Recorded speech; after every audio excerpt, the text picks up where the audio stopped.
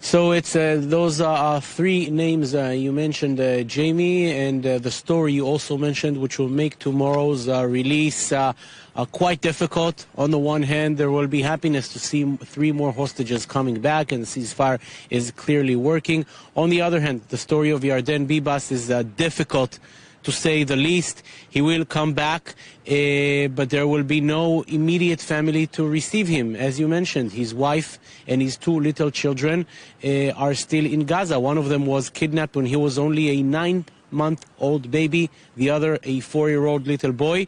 And according to the agreement, the women and the children should be released before the men, even before the women soldiers, that is, if they're alive, because the agreement also says that the living hostages will be released before those who are not alive. Therefore, it seems as if the story is coming into a very sad end. Shiri Bibas, the mother, and her two little children, Kfir and Ariel, were seen taken by Hamas militants alive to Gaza, and there was also even a short video of them once arriving to the Gaza Strip. A few weeks after that, Hamas said that both the mother and the two children were killed in an Israeli strike. There was no confirmation since then. Therefore, at least officially, Israel never declared that the three of them are not alive.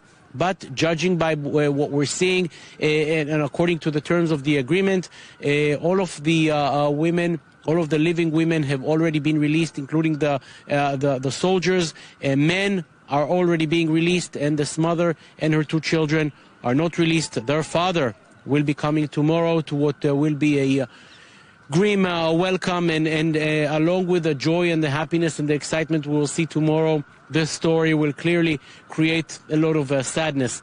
Along with Yarden Bibas, as you mentioned, two more hostages. One is Siegel, an Israeli-American, 65-year-old. He was kidnapped along with his wife. She was released in the first hostage release back in November 2023. Ofer Calderon, 54-year-old, he was kidnapped along with his two children. One of them is 12, the other is 17. Both of them were also released back in November 2023.